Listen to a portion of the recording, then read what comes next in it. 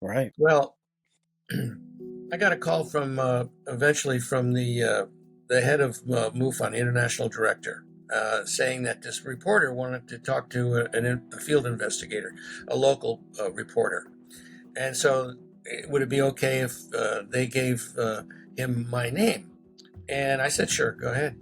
So he came out and we did an interview, and he wrote it up. It was in the Monterey Coast Weekly paper, uh, and subsequently, I got a call from a woman that had read the article and wanted to know what was happening with her brain waves when she was in contact with these off-earthly entities.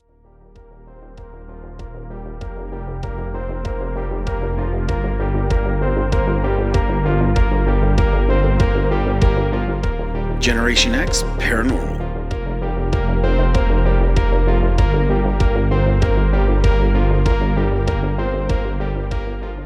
Well, hey, everybody, welcome back. Hey, everyone. We are Generation X Paranormal. I'm Logan. And I'm Nicole. And Nicole, let's talk about our page for a second. Yeah, so we started a Facebook group for support. Yep. For you to be able to share your videos, your stories, your pictures. Paranormal group for the eventually deceased. Got to answer a few cool, fun pop culture questions. Yep. You're in the group, and then it's a private, supportive place. Right. You can respond on anonymously, or yes, you can. But it's a anonymously. Right, post anonymously or leave really funny gifts, like I'll probably end up doing a lot of. Sorry, but yeah, we're pretty excited about that. Also, at the time of this recording, I'm revamping our website, so we're going to start asking people to go there too. There's a lot of good information we're going to start putting on there, and that's gxparanormal.com. So, but all that aside, our guest today, Velez. We are really excited to talk to him. We generally have some really good guests on when it comes to really any part of the paranormal, but sometimes I don't know how you do it. It's pretty amazing how you get some of these guests that have such a great background and a lot of information out there. I don't want to spoil it too much, so I don't want to give away my secrets. Don't give anything away. But anyway, what can you tell us about Les? So Lester Velez joined MUFON, the Mutual UFO Network, in 1991 and has held the following positions with them: field investigator, training coordinator for field investigators, the assistant state director in Northern California, chairman of the AERC, which is the Abduction Experiencer Research Committee, and team leader of the ART, Abduction Response Team. Also during that time, he became a facilitator for an abduction support group in San Jose, California. And in 1994, he co-founded Opus, the Organization for Paranormal Understanding and Support. Awesome. Well, I mean, let's just talk to Les. Yeah. Well, hey, Les, welcome to Generation X Paranormal. Hey, guys. Thank you for having me on your show. I look forward to talking to you guys. Yeah, same here. We've been excited to talk to you. We schedule these things out from time to time, and, we've seen, our guests as they come up, and we're like, oh, that's going to be exciting. It'll be a good show. But yeah, thank you for coming on. We've done our due diligence and research on you, but obviously our audience probably doesn't know you very well, and some may. But if you don't mind, would you mind telling us a little bit about yourself? Sure, no problem. Well, for me, this whole situation started when I was 11 years old, okay? And I was living in Connecticut.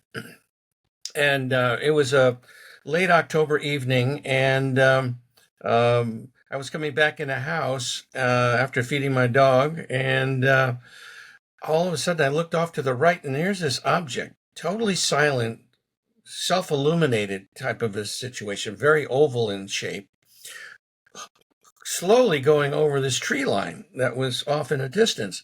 And it scared the hell out of me. And I ran in the house and I tried to get my father to come out. And by the time he came out, it was gone.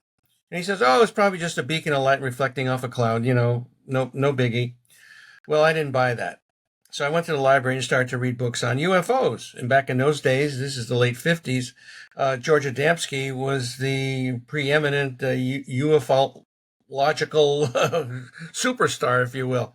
and Hmm. talking about his contact with the Venusians. And he had incredible pictures that he had taken with it through his telescope and back in Southern California. And they were remarkable. And so it just really got me all jazzed up. And so I was really, excited about that. But anyway, I kind of forgot about all of that, and became an adolescent. Uh, girls became a little bit more interesting to me than UFOs, Sure. and, Understood. Yeah. and kind of forgot about the whole thing. And went off to college. Went into service. I was an artillery officer. Um, Spent 6 years in the service, and eventually got married. And in 1985, I moved out to California, San Jose, California. And I picked up the San Jose Mercury News one day, and this nuclear physicist by the name of Stanton Freeman was coming to San Jose City College to talk about UFOs and the government cover up. Hmm. Well, it was like somebody threw a switch, and it was like, oh my God, I got to go see this guy. So I did, and I expected to see a handful of people. Well, the auditorium was packed. There was like 300 people there listening to this guy talk about these incredible revelations that he was able to uncover. And so I was really jazzed. And on my way back out, there was a table set up by MUFON, the Mutual UFO Network, which is an organization that was established in 1969 here in Texas, where I'm located, in Seguin, Texas. And they produce a monthly journal that talks about the cases that they get involved with. And so I got that. And after a while, that wasn't enough. And I found out that they have a field investigator training course. So I decided, okay, I want to investigate some of these cases. I want to find out more about what's going on. And I was very much a nuts and bolts kind of a guy at that point. Just trying to understand how these things operate. Sure. So the first case I got was the person was telling me that they saw this object and were describing it, and then all of a sudden they had missing time, and then they told me that they had contact with these non-human intelligences. And I'm going, okay, and it was like it was stretching my believability quotient, so to speak. At that point I was kind of skeptical. Sure. But then the second case came around, the third case came around, and they all were saying the same thing. So then I said to myself, oh my God, there's something going on here. This seems to be very real. And so one day, one of the people that I was working with said, do I know of other people having similar experiences? And I said, yes, I do. And so next thing I know, I'm facilitating a support group in my office in San Jose. And I started to hear incredible stories about what these people were going through. And it really gave me quite a bit of information as far as, hey, a lot of these people were telling me that they had gone to a psychologist or a psychiatrist because they thought they were going crazy having these experiences. And they found out that they did not have a psychopathology. They weren't crazy. So then what? What do you do with that? Right. Well, I got a call from eventually from the head of MUFON, the international director, saying that this reporter wanted to talk to a field investigator, a local reporter. And so would it be okay if they gave him my name? And I said, sure, go ahead. So he came out and we did an interview, and he wrote it up. It was in the Monterey Coast Weekly paper. And subsequently, I got a call from a woman that had read the article and wanted to know what was happening with her brain waves when she was in contact with these off-earthly entities. Well, when I thought to myself, I said, well, I don't know how I could possibly help this person. I have no, system set up for that. And then she said she was working with a medical doctor, an emergency room doctor down in Carmel. And I had a doctor friend at that time that was very interested in meeting other doctors that were interested in the phenomena. So I called him up and I said, "Hey, Gene," his name is Gene Lipson. And so I said, "Why don't we go down there and talk to this person? And you can meet this doctor and we'll just see where it goes." So we did. We went down on one Saturday afternoon. And as we walked into her home, there was a picture on the wall. And the picture was her standing on the back of a rather large boat in crystal clear blue waters. And I asked her, I says, "What's this all about?" And she says, "Oh, I was down in the Caribbean with these treasure hunters and I was helping them." I said, "Really? How were you helping them?" She says, "Well, I was in contact with the captain of the galleon that had gone down." Hmm. Wow. So at that point, I said, "Okay, this is very interesting." But what we subsequently found out was that after a near death experience that she had had, she became very psychic and started to come into contact with these various entities. And so the rest of the afternoon, she was telling us stuff about ourselves that there was no possible way that she could know anything about us. I mean, we didn't know her from Adam, okay? Right. And so we had a fascinating afternoon, and we came away from there. Gina and I came away from there that afternoon and said, "How can we possibly help people like this?" And so that's the afternoon that our organization, Opus, the Organization for Paranormal Understanding and Support, was hatched. And then in 1994, we officially became a 501c3 nonprofit organization dedicated to basically helping these people having paranormal experiences. Hmm. And paranormal, of course, covers a multitude of things. Big You know, blanket. Yep. whether it's Kundalini awakening, UFO related paranormal events, poltergeist activity, ghost, you name it. I mean, it's just there's a Yep. plethora of the paranormal that is happening to people. So anyway, we've been doing that now for over 30 years. Okay, Wow. Wow. and how we help people basically is three ways. One is we have a confidential online support group where we have almost 400 people from around the world because this is international. I mean, these types of things are not just happening here in the United States. It's Nope. happening all over the world. Mhm. Okay. Absolutely. Yep.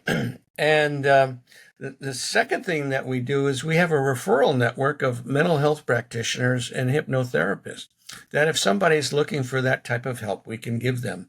And then the third thing we do is we have a group called our EST, our Experiencer Support Team, that does triage with these people and tries to find out what it is that what's happening to them, how possibly we can help them, and what are they looking for. And so that's been working very well.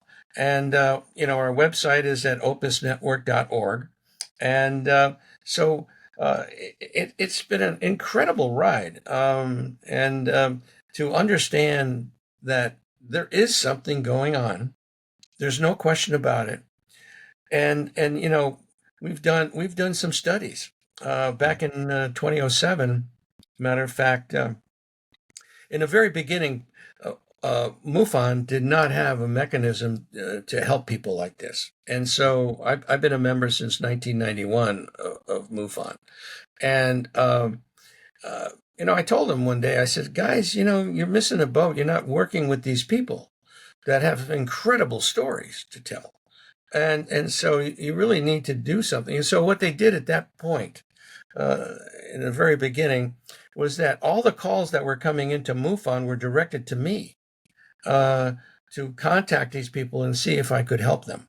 Hmm. And so that worked for a while. And then finally the light bulb went off, so to speak, and MUFON decided to set up their own organization, which is fine. And we work with them. We work with their ERT, their Experiencer Resource Team, that is set up to work with these experiencers, which is great. And we share, therapists and information like that. And that's something that's kind of lacking in this world, unfortunately, and this phenomena that a lot of organizations just refuse to work with other organizations because of, I don't know, I guess it's ego. Yeah. but Yeah. I'm willing to work with anybody that wants to work with me and to try to help people that are having these experiences. So we did this study, and we took 71 people that had claimed that they had contact with these non-human intelligence, and 51 people that were a control group. And we basically had subjected them to 9 different psychological instruments. Okay, um, and what we found was that none of the groups had any psychopathology. They were all totally sane. They weren't crazy. Sure. Um, they were not fantasy prone, which is something that a lot of debunkers talk about. That, oh, yeah, these people are just making this stuff up, Yeah. Mm-hmm. but that was not the case.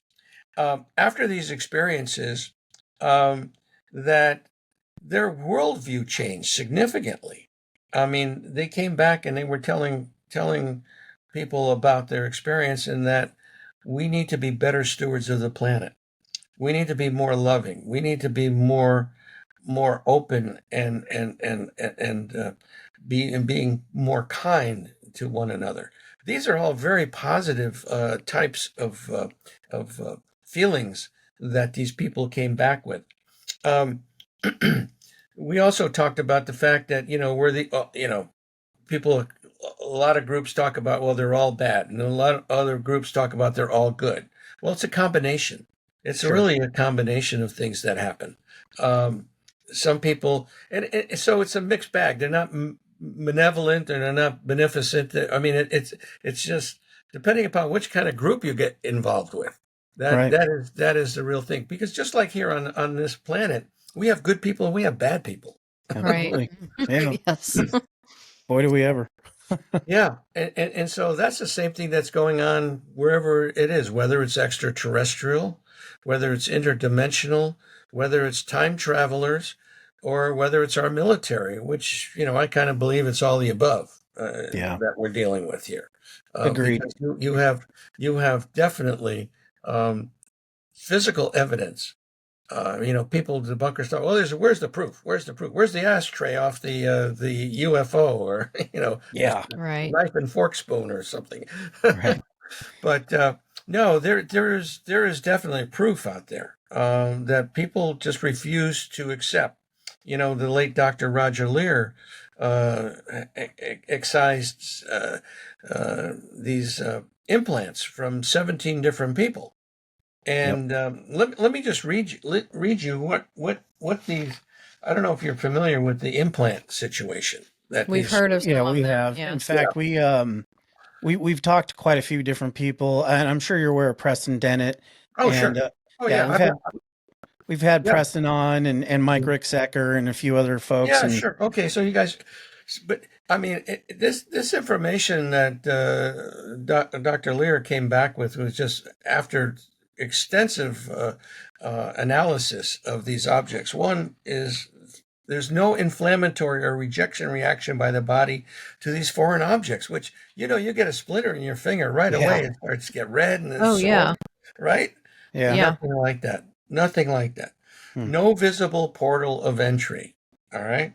Collections of specialized nerve endings surrounding the object. Hmm. An outer coating of ceramic biological material.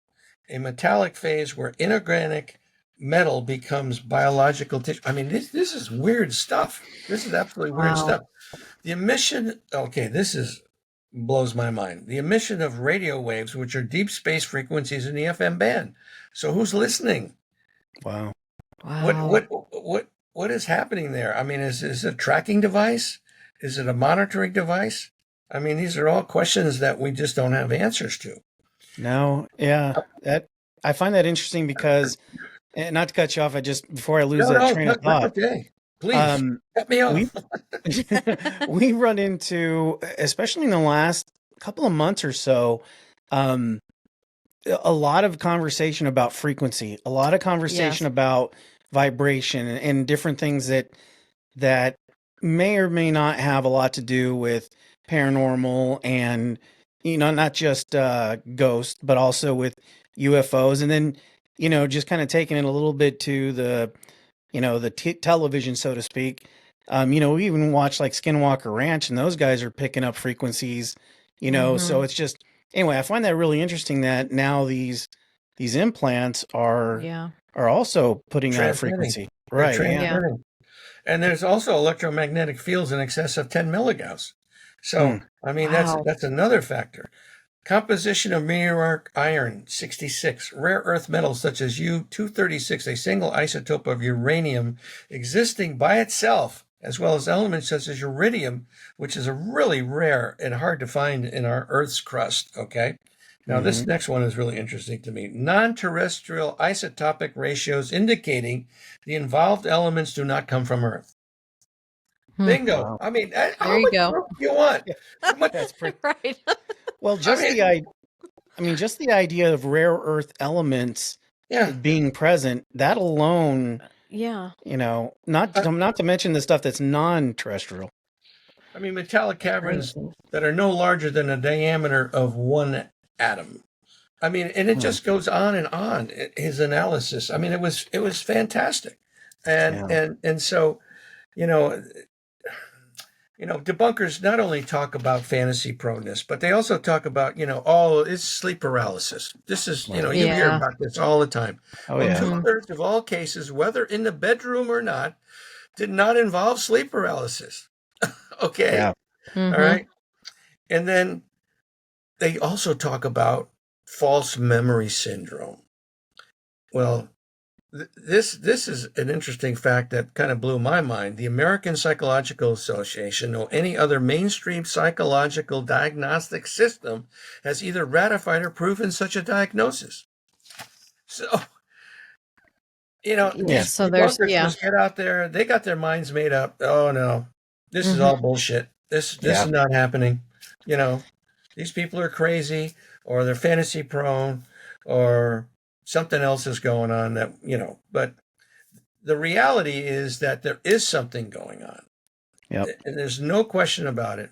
I mean, Yeah. and it's unfortunate that these people have to deal with skeptics. They can't even talk most of the time to family members because they think they're crazy.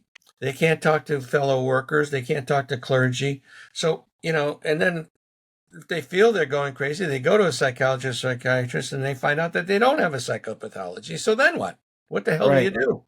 Well, no, I'm definitely not crazy. So what's happening to me? Right. Yeah. And the thing we've brought up, and I know I've brought it up at least twice in the last few episodes. It's not like these people have anything to gain from this. You only have the future of possible ridicule and people giving you, all kinds of stuff because now all of a sudden they think you're crazy or they think that you're hallucinating, whatever little, container they want to put you in. And, and I'm sure, with your studies and everything that you've done, it's not like it's just one particular type of person. It's the entire spectrum of humanity that is experiencing this. So, and in talking with Preston and in talking with Mike and a few other people that you're right. It's not just here in the US.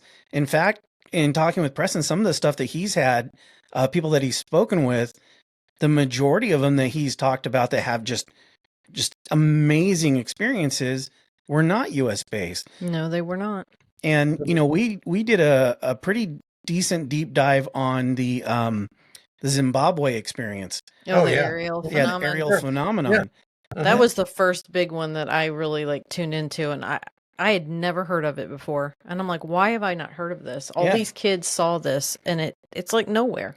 And then, the subsequent interviews with these people now that they're grown up. Yep. I mean, it's fascinating. It's absolutely fascinating. And so, yet there's a conscious dissonance that goes on with all of this with most people because, hey, you get up in the morning, you have breakfast, you go to work, you come home at night, you have dinner, you watch some TV, you go to bed, you get up the next morning, you do the same routine over and over and over again.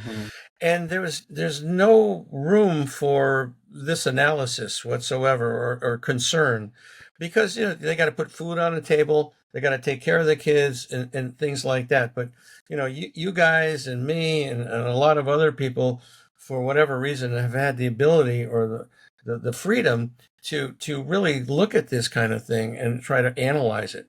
And now with these congressional hearings that are going on, Mm-hmm. with Graves in favor and Grush, um, I mean, this is stuff that you guys probably, and certainly me, have known for a long time. We're Oh not Hmm. yeah. alone, folks.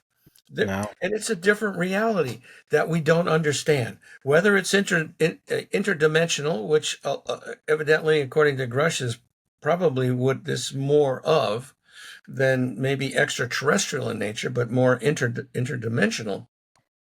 But I think it's also possible that it could be extraterrestrial because Hmm. there Mm-hmm. are crashed UFOs. Okay, Yes. there's no question about it.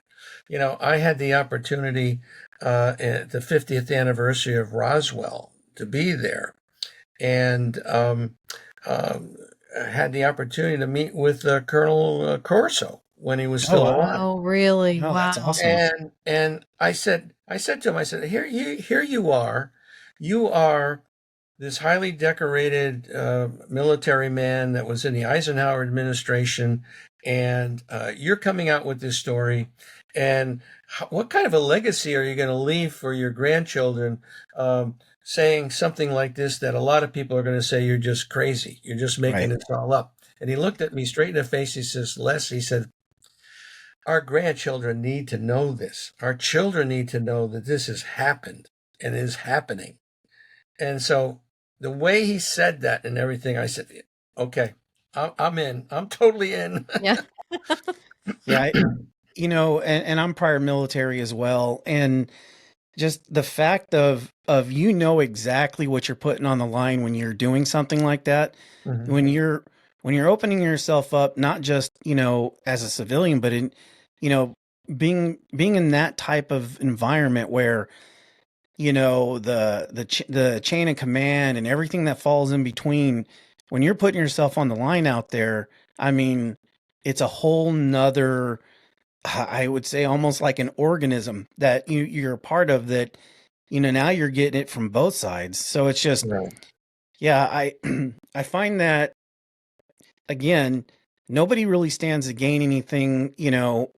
Granted, if if you get to a point where you're monetizing content and stuff like that, sure, but for the most part, people are just experiencers, and they need, like you said, somewhere to go.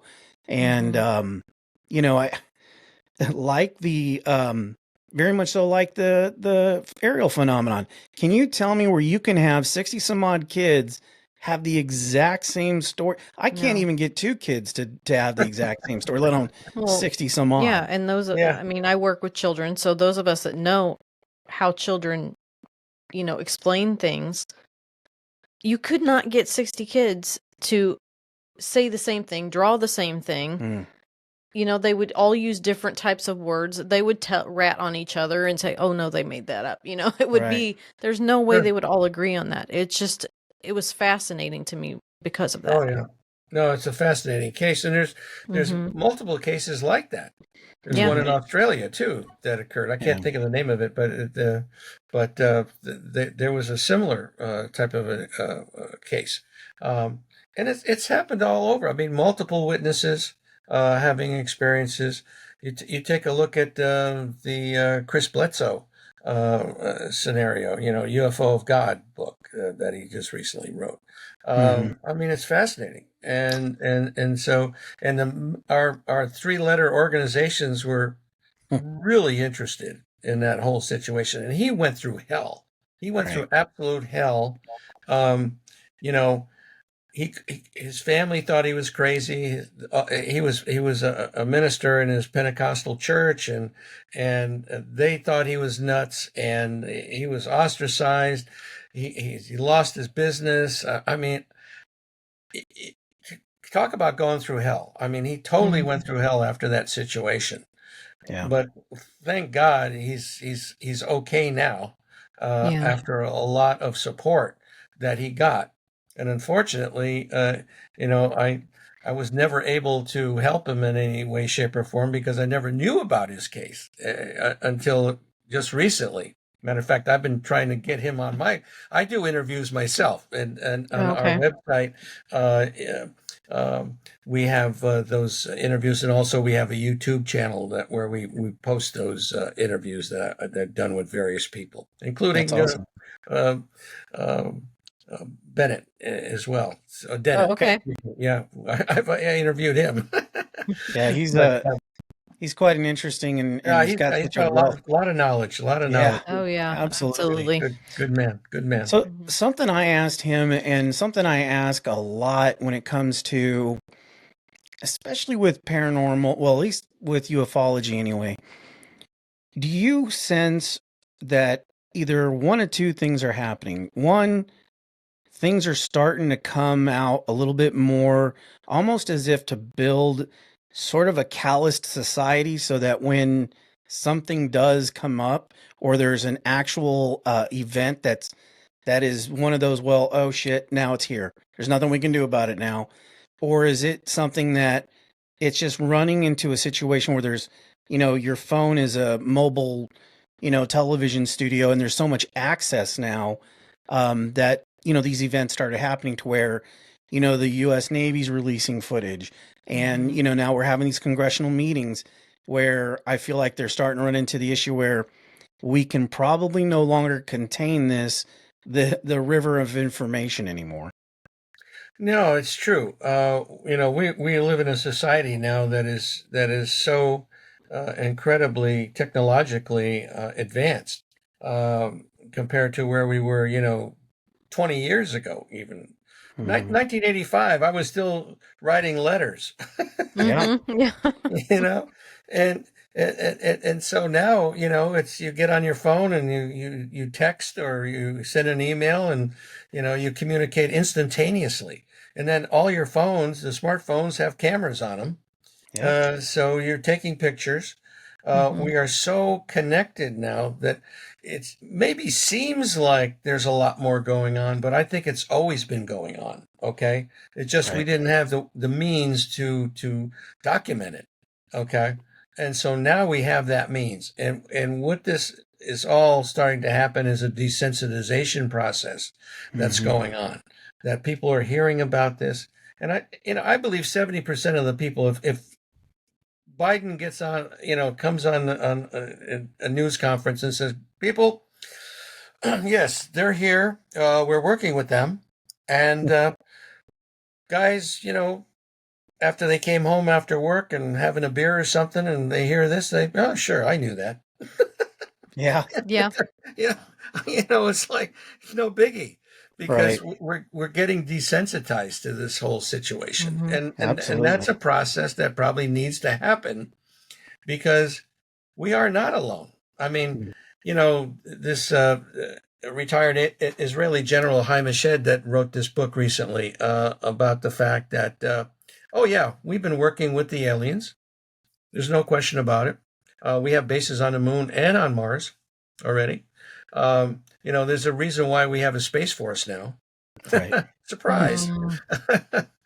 um, and so all these facts are coming out, and the technology that our alien friends seem to exhibit, it's like magic. A lot of it's like magic. Arthur C. Clarke talks about that. Yeah. In his writings, that this technology just to generations ago just would seem like magic, and it's probably still to this day seems like magic. How could Yeah. they be here in 1 second and be gone, or how can they go from point A to point B in a nanosecond? Okay. Right. Which, Right. I mean, you talk about those tic tacs and how they moved, from Mhm. 80,000 feet down to, sea level, Right. in a matter of seconds. And then, it couldn't be anybody, no human could, be alive after those kind of maneuvers. They'd Oh be yeah. mushed. The But inertia would squash us. I 2 years right before COVID shut everything down, I had the opportunity to meet with Lou Elizondo, and he was in our area here interviewing Terry Lovelace for his show Unidentified. I don't know if you're familiar with Terry Lovelace. Yep. Yes. Okay, all right. He's a good friend of mine, and actually, he's on my advisory board on Opus. Awesome. And they were interviewing him, and for the show, which never aired. They never aired that one because I think what was happening was that they didn't want to go down that path. They wanted to keep it more nuts and bolts, as opposed to the abduction type scenario. But I had lunch with him, and he was basically talking about the fact that they think they know how these things operate. And it's not a large power source. It's not element 115, that Lazar talks about. Right. But that they can manipulate space and time, and that they can, and so that they can literally, they overcome gravity. So there would be no effect on a body. So there's from a scientific standpoint, there's a lot going on, and the government knows a hell of a lot more, and they still are keeping it compartmentalized.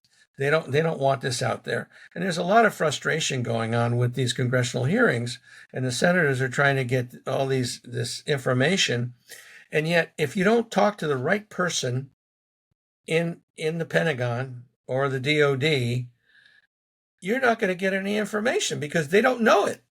Right. So it's heavily siloed. You got to find the right person to talk to. And then if you can get them to talk, then maybe you'll get some information. So they are so frustrated. And it's very sad.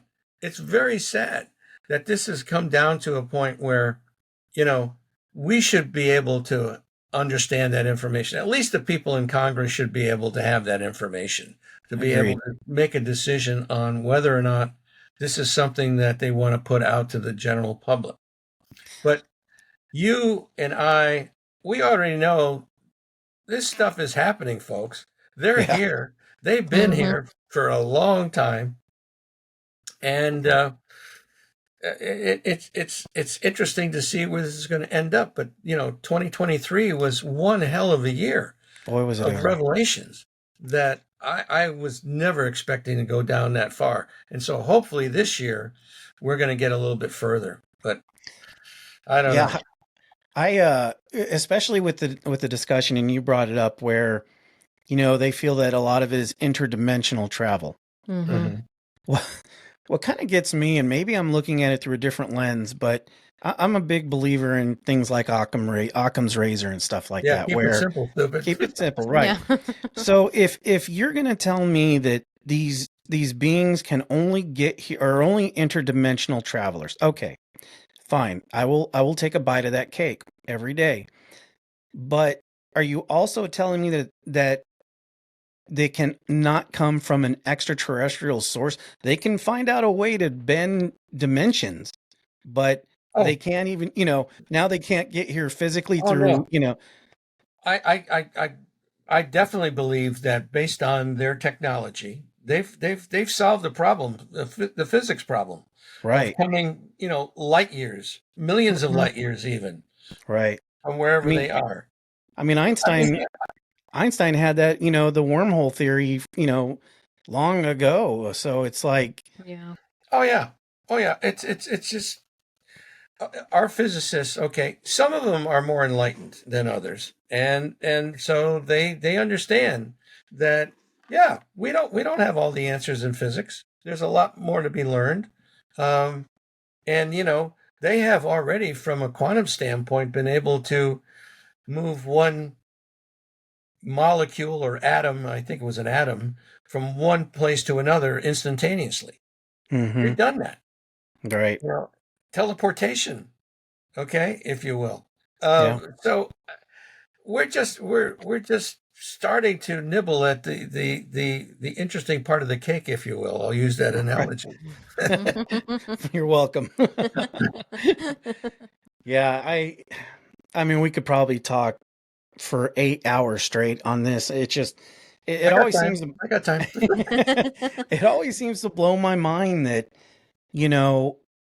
that they're not trusted with that information to be able to at least give humanity the opportunity. I mean, anyway, I could go on and on about One that. of the things I just want to say to you guys right now, I truly appreciate what you're doing, Oh, okay? thank you. Because it's Thank you. people like yourselves that are bringing a lot of information out. Now, we've never had this capability before to have these kind of podcasts that are out there, that Right. we're disseminating this kind of information on a broad spectrum.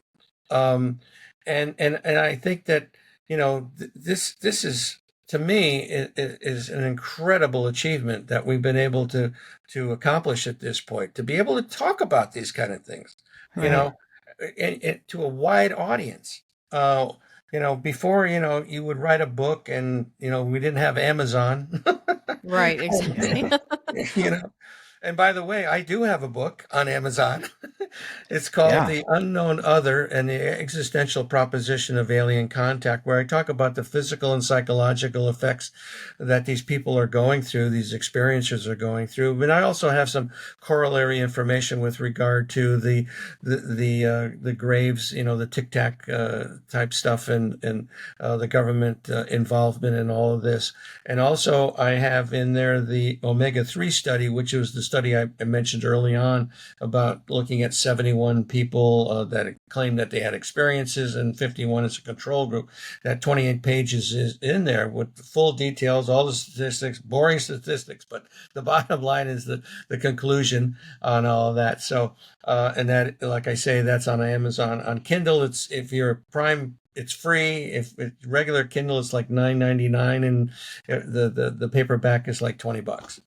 Perfect. That's awesome. If you don't mind, let's pivot a little bit to that, because it is something That's interesting. that we wanted to Mhm. talk to you about for sure. Mhm. And we talked about the omega-3 study, and Uh-huh. I don't know if you want to expand any more on that or not, but Mhm. you brought up the psychological and the physiological. Mhm. Um, can you kind of, I guess, basically give us, obviously we want people to read your book, so Yeah, sure, um, sure, kind sure. of give us the 30,000 foot view of what your findings were, or kind of what you Yeah, experienced with that. yeah. Well, I think, and I kind of went over a little bit, the fact that, number one, that these people did not have a psychopathology. They were sane. Okay, there was Mhm. no indication of any other mental factor. Um, there was a difference in their temporal lobe activity. Hmm. Okay, with the experiencers versus the control group, and this Hmm. is something that probably needs further investigation. And Gary Nolan from Stanford University has already interviewed a group of people, and they did MRIs on their brains. And what they found was that in the area of the caudate and putamen area, there was a lot more connections in these people that basically had psychic abilities, telepathic capabilities, and that it was generational. It was that their parents probably had it as well, and their grandparents had it as well, and these people seemed to also connect with other people that had similar physiological similarities. Okay, Hmm. which is almost like an evolutionary process that's going on. Yeah. That eventually those people that don't have that capability, they just won't be around anymore. It's like, Right. the Cro-Magnon man and Neanderthal man, that one Mhm. one replaces the other. And so I think that's a process that may be going on right now. Hmm. Um, and then one of the things that Gary Nolan also talked about was the fact that geologists talk about the fact that the Earth is 4.5 billion years old. Okay. Mhm. Well, the human genome seems to mutate every 600,000 years. Well, in order for man to be where it is right now, the planet would have to be 9 billion years old Hmm. Hmm. based on their analysis, which means that something must have been manipulated way back when. Okay. Right. And this is Right. the theory that people talk about, the fact that these aliens, if you will, using that terminology, have manipulated us. They have done things to us in order for us to be where we're at. And so these are fascinating theories, you know. And so we've just recently finished the first phase of another study called the Omega-4 study, how appropriately named after the Omega-3 study, uh, and where we actually went out to therapists and had them answer questions, because we're very interested in trying to understand how these therapists are working with these people, and what are the things that seems to work. But one of the factors that we came back with was the fact that most of the therapists are dealing with people that are having interactions with the Greys. Okay, these little guys, you know, with the big heads and, you know, almond eyes, black eyes, things like that. The second thing that was the most talked about was orbs, just like you have behind you there. And then the third thing was interdimensionals. And then the fourth thing was ghosts. So, all of this stuff is interrelated. I mean, that's the big thing. 100%. I mean, it just seems to be very interrelated. And so, you know, you start talking about this stuff, and it just, you go down this rabbit hole, and it's so many possibilities of what it can be. Mm-hmm. Yeah, I mean, it all weaves together. Yeah, with every conversation that we have. You know, we did a fairly decent deep dive on the Hudson Valley. Mm-hmm. You know, and it's well known, and I'm sure, you know, with your work with MUFON, it's somewhat of a hot spot, you know. And not only do they find that, you know, there's a high incidences of UFO sightings and things like that, but in addition to that, it is also just happens to be a lot of ghosts and different sightings as well. Mm-hmm. And as we've done this and the time that we've done this, I think, you know, we've come to the assumption, and granted, we're just scratching the surface, that the web that this is all interwound in is all one. It's like a big living, breathing organism all on its own. I agree. Oh, yeah, there's no question about it. You know, I was living in Connecticut at that time that Hudson Valley thing really blew up. And one of my coworkers actually experienced that object over his apartment house. And he said it scared the crap out of everybody, because there were people out in the street watching this thing, and it wasn't a bunch of guys in their, you know, little paragliders or whatever the hell, you know, motorized gliders and things of that nature. I mean, there was so many sightings at that time, and you know, take a look at the 1997 Phoenix Lights situation. Yeah, I was about to bring that up. Yeah.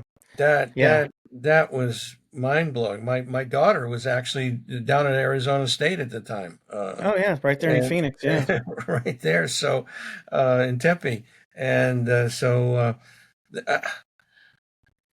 know, I often tell people that, see, I'm originally from Tucson, so okay. You know, I often tell people that I've had so many different experiences living out there, not only because the sky, when you're out there at night in the middle of the desert, the sky doesn't look the same as everybody else, right? And there would be many times of us going out, doing as youngsters do in the middle of the desert. I'm not going to lie. Sure. I am what I am. But there were many times I'd look up and go, okay, what is that? You know, I mean, and I was a planetary science minor. So I'm not saying I'm, you know, I wrote the book on astronomy or anything, but I had enough knowledge to go, well, that's not, you know, that's not far away. Are you a U of A grad? Not a grad, but I had to go to the military, but and I ended up getting a degree in network engineering later. But no, I mean, we would go out there, and the Flandreau Planetarium, you know, Kitt Peak is out there. So we would look at things and I'd go, that's not far away. That's much more local, and it doesn't move the same way as everything else does. Right. So yeah, we would see stuff out there all the time. And what I find interesting about the Phoenix Lights, and I'm glad you brought that up, not only was it corroborated by like, I can't even, I don't know how to enumerate the amount of people that were on the ground that saw it. Oh, But I also find it so funny that, and we even brought this up in The the show episode. that we did. Kurt Russell, Yeah. Kurt Kurt Russell oh was Russell. yeah, flying yeah, in and yeah. saw He was it. flying I in. Yeah, mean, he saw it. Mm-hmm. it's amazing to I me mean, that there was a number of pilots that had experience with it. One of them that I heard was a guy was supposed to land in Prescott, yeah. and he looked down, and he's supposed to be like right over Prescott, and he said he couldn't see Prescott. He Hmm. was over this object. He couldn't see. I Wow. mean, so it was Wow. solid. It was It blocked it solid. out. Yeah, blocked it out.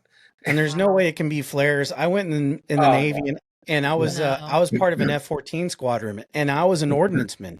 So I'm pretty familiar with flares, Oh, even parachuted flares. oh And yeah. when I saw that, and I'm just like, first of all, you know, there's no way that can be a flare, number one.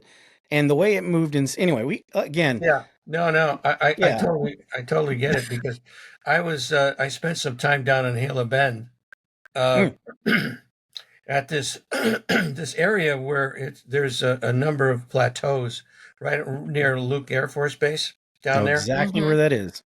Okay, and so me and a couple of other people, we spent a couple of nights down there, and there's so many petroglyphs down in that area by the dry riverbed and everything. Hmm. We had so many sightings that night that were just absolutely incredible.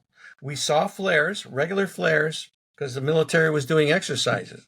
Right. But then there was this other object that looked like a big bow tie, just Hmm. like that. It looked like a bow tie, and then the outer ring would be yellow, okay, and the Mm, inner ring would be red. Then the next thing you know, it would change. The outer ring would become red, and the inner ring would become yellow. wow. That's We tried to interesting. take pictures of this thing. None of our cameras worked. Of course. Um, and then we had missing time. We have Yep. no idea what happened. Yeah. That's just amazing. So, Wow. You know, one of the last things that we all remember was this blue orb kind of meandered down through the dry riverbed down there, and we just watched it kind of slowly disappear. fascinating. Yeah. You know, and again, talking with Preston, with his book, he had a couple of different incidents there, and it seems to be with a lot of the abductees that Well, the missing time the for missing sure. time, That's and it's Oh always yeah. just something. Yeah. and kind of speaking on that, kind of getting a little bit back to the study and Mhm. the abductees and everything. Is there something I'm trying to think of how to frame this? What do you think we're dealing with? Because we talk about all the different types of potential, whether you want to say aliens or visitors, whatever Mhm. whatever moniker people want to put on it. There are some that claim that there's different types. The mantis, the Venetians. What was the other one? The Nordics, The Nordics. the Greys. All these different types, and I would imagine, and of course you could probably school us on this, but each one of them probably has some sort of abductive Reasoning. capabilities or Yeah. reasoning. Reasoning for doing But it. with that, what do you think we're dealing with here? I mean, obviously Okay. you're studying with us, Mhm. but what do you Sure. feel? Yeah. Well, the probably the four most common entities that people talk about, these non-human intelligences, certainly the grays that you Hmm. mentioned, um, the short grays and the tall grays, so that's a little bit further defined. Um, the mantid type, praying Hmm. mantis looking Mm-hmm. type, Yeah. the reptilians, Yep. okay, and then the Nordics. And then, of course, our military, because military has been seen in a lot of instances where, in combination with these various entities. But the one thing that seems to be, and I think this is almost funny in a way, is the fact that all these other races seem to utilize these grays, the short grays. which are kind of robotic and biological in nature. Because I've had some of our experiences talk about the fact that they bit them and Mm. with no reaction, or one even ripped an arm off and Wow. no seemingly reaction. Um, but it seems like there must be a store out there, like an Apple store or something, but it's a gray store. Right. That Yeah. all these other groups go to and take these grays to utilize to abduct people because they're afraid of us. I mean, we can be very hostile, all right, Yes. especially when we're afraid. Yeah. Hmm. And so they seem to utilize these grays to take people through walls, through the ceiling, okay, put them on a table, do examinations, and that's where all these other entities come to play. The tall grays, uh, the mantid type seem to be in charge. They seem to be very much in charge of the whole operation. Hmm. Okay, and then you have the Nordics, which are they watch all this going on. And I'm not exactly sure how they really play into all of this. Um, and then there's even now more talk about the tall whites that are supposedly involved with us in a more direct way and helping us. So, um, but I mean, we don't have definitive answers to a lot of this. We just don't. Um, but the fact of the matter is that, yes, I believe they can be extraterrestrial. They can certainly be interdimensional. They can be time travelers. Look at the Rendlesham Forest case, Yeah. where that Hmm. experience, they talked about these entities coming from 40,000 years in the future, Hmm. which Right. were basically us. Yeah. Yeah, it's funny you mention that because in talking to Mike Ricksecker when he's talking about the, stacked time theory, I mean, it makes perfect sense. Yeah. It's just wow. I've always thought that about the Greys, though. Every time we talk about something like Hmm. that, they seem like little worker bees because they're always Mhm. the ones sent out first, like the little Yep. soldiers. I Yep. always see them too as a little bit kind of being semi-organic drones. You I mean, know, Yeah. what if they're Yeah. making them, just making them? right? Hmm. Yeah. Yeah. Almost like they're not Yeah. necessarily sentient. Maybe they are, maybe they aren't, but they're kind of, like you mentioned, you have experiencers that have bit them and no Hmm. reaction. If they rip their Yeah, arm ripping off, yeah, arms off. Yeah. you'd think there'd be some kind of reaction. That's just wild. Hmm. Yeah. You know, Another thing that we wanted to bring up and talk to you about was, we've talked about implants and stuff like this, and I've heard this term before, and I kind of have a pretty good understanding, but I'm sure people in our audience don't. The hybrids. Um, Mm. you Right. know, I know there's some very, very famous cases out there. Hmm. Um, but yeah, if you could talk a little bit about that, if you wouldn't mind. Yeah, sure. Well, I tell you, one of the gentlemen in my book, I have 25 of the experiencers tell their stories. Okay, and one of them, Adam Burns, tells his story about his involvement with these aliens and the Greys, and and and he was able to actually communicate with um, these these entities. And basically, what came back, which was very unusual to begin with, because you don't hear many stories about communication going both ways. Um, that they certainly believe that reincarnation is a mechanism of the universe. This is how things operate. Okay, and one of the support group meetings, one of the people in the group said, "I've seen you before," and I said, "Really? Where? A UFO conference?" "No, I saw you on board the craft." I said, "Really? Oh, that's interesting." Wow. I kind of blew it off. And then it was like a year and a half later that another person told me about the fact that they'd seen me before. And I said the same thing, where UFO? No, no, no. I saw you on board the craft. You were sitting on this bench naked and you were freaking out. And they told me to go over to you to calm you down. So at Wow. that Whoa. point, I decided to go get regressed. I had Yeah. three separate regressions. I had multiple past lives, but I never found out anything with regard to being on board a craft. Subsequently, a little bit later, I talked to another person and told them the story about what had happened at the support group meeting, and they said, "Well, maybe this person actually was able to see you in a past life. That's where that might have happened." Oh, And they yeah. seem to be able to manipulate time and space, and so that's part of it. So anyway, getting back to your question about the hybrids, Adam Burns talks about the fact. Matter of fact, I just interviewed him. That interview is on YouTube right now. And he talks about the fact that there is a definite process that goes on. There's multiple generations of hybrids. Okay. The fifth generation, they look like you and me. Okay. Mm-hmm. You can't tell them apart. However, the Hmm. ones before that, okay, they're assigned different tasks. Okay. On multiple planets. So they all have jobs to do before they get into that final stage. Uh, and, you Wow. know, this certainly is a way, without taking out your ray gun and blowing people away, to take over. Yeah. Yeah. All Yeah. right.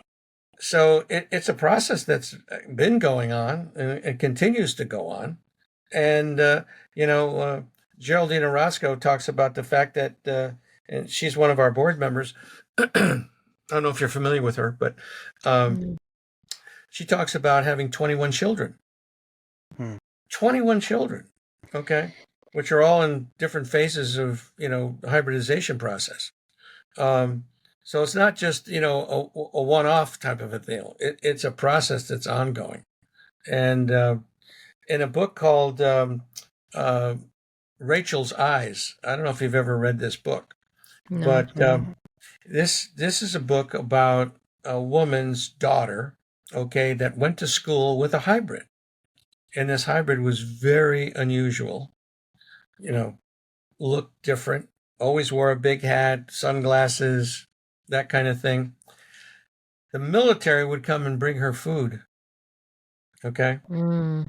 There is a base in northern Nevada, evidently, where it's like a transition base, where after these entities are brought in, whether it's from a crashed UFO or whatever, they go through this process of trying to acclimate them. Wow. I mean, Really? That's it's crazy.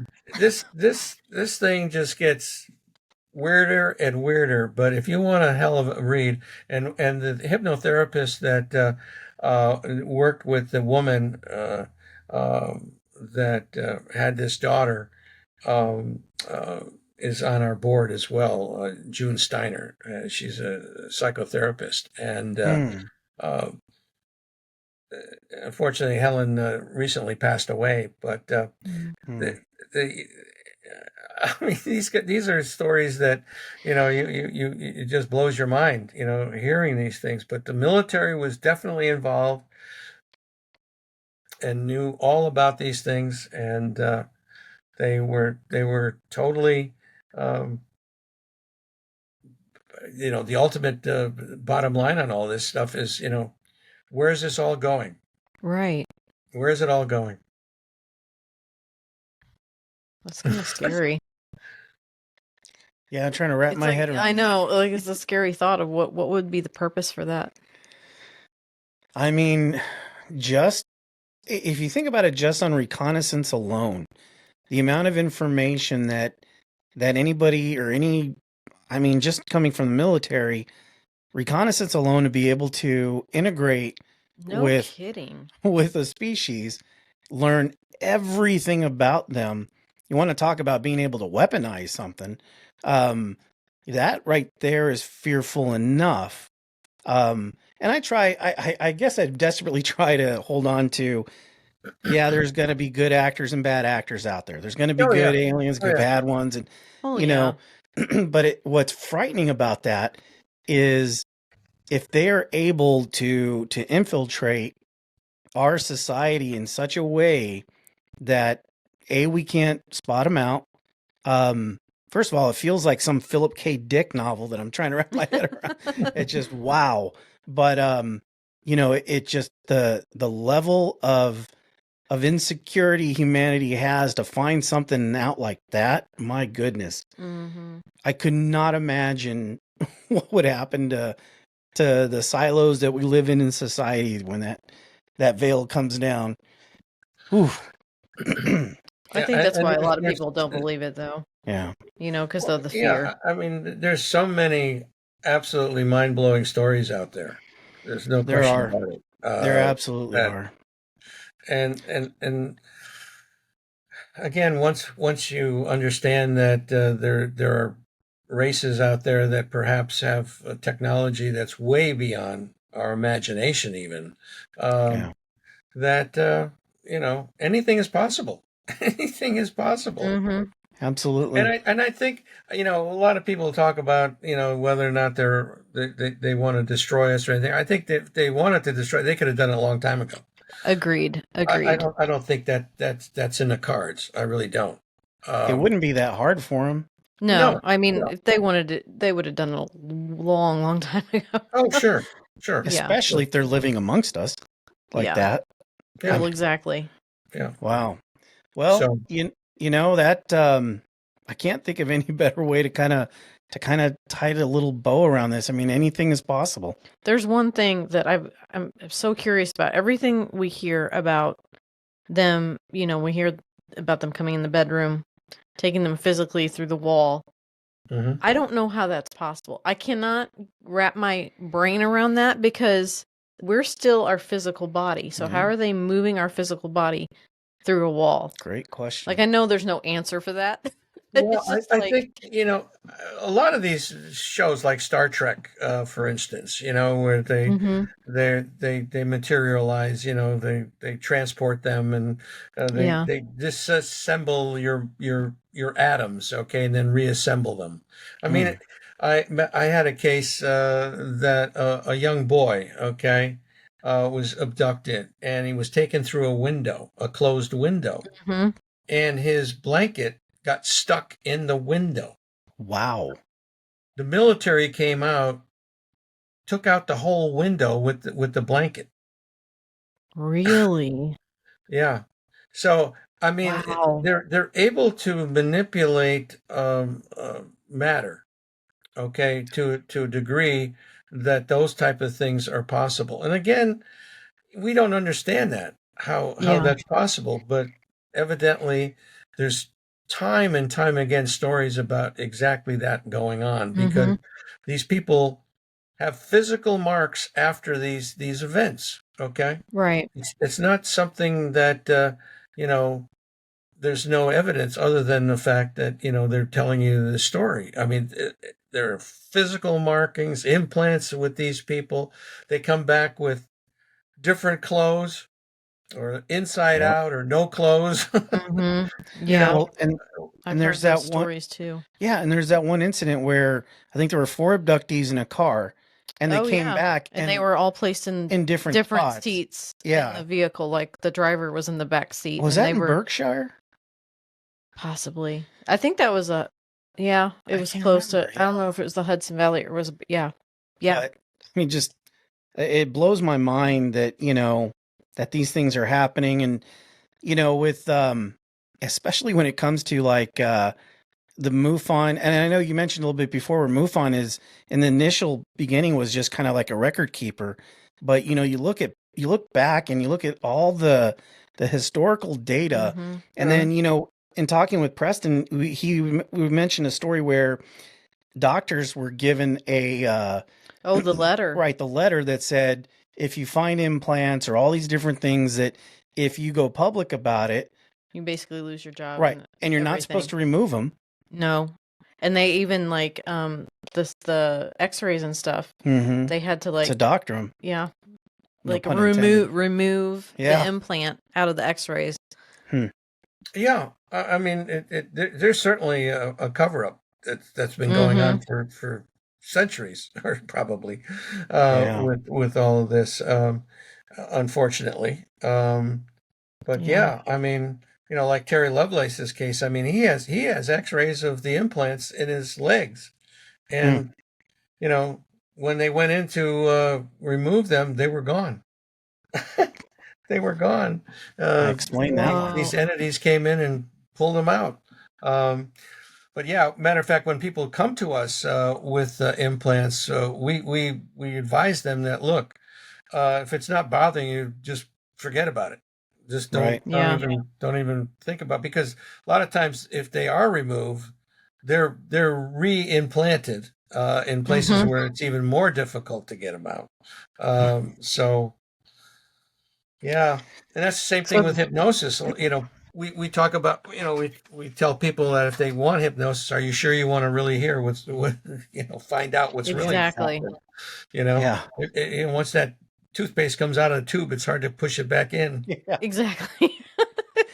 Can't say that any I better than can't that. imagine living through something like, yeah, that's scary.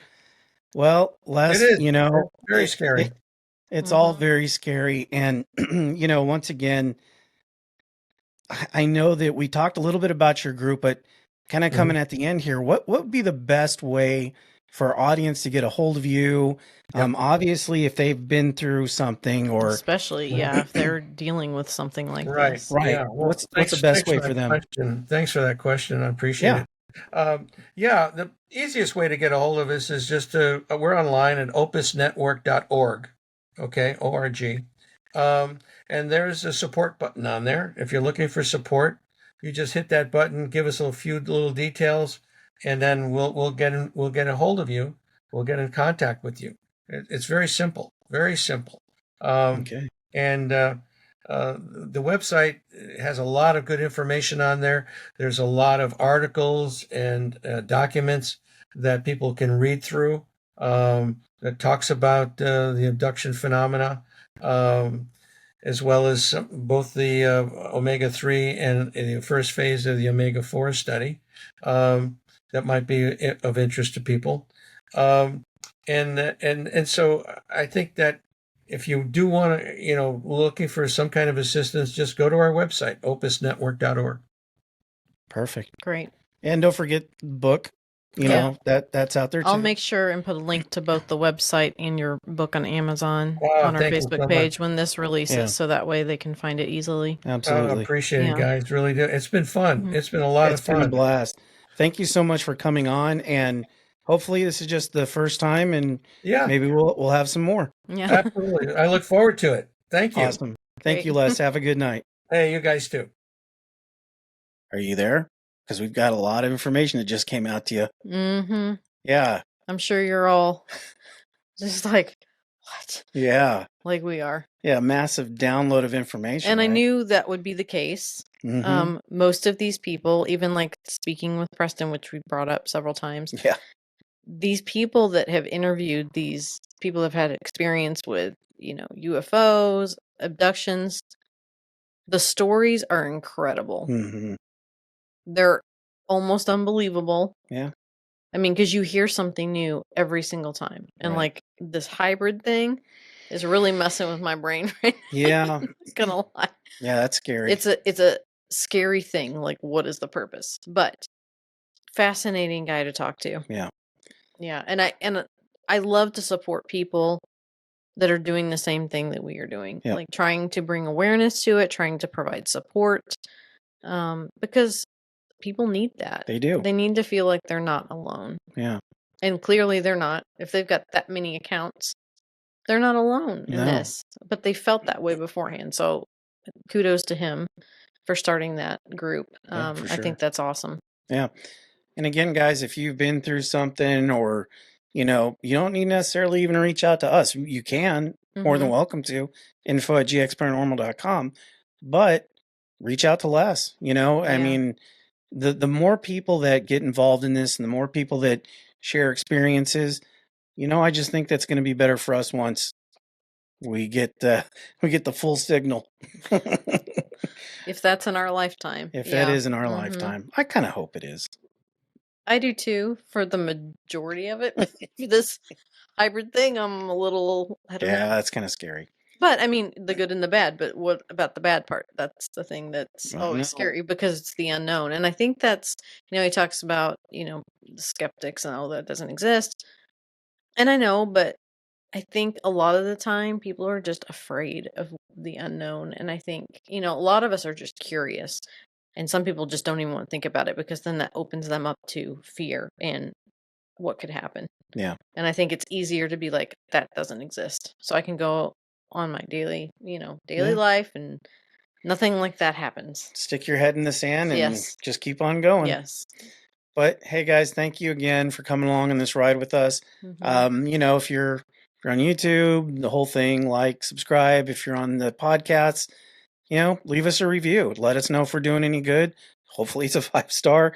If not, we'll do better. Yep. If you want to be a guest, you can contact us at our email at info@gxparanormal.com. Yeah. Just write us and we'll get it all set up. Yeah, we're here. All right, guys, thank you so much. We'll see you next week. See you next week.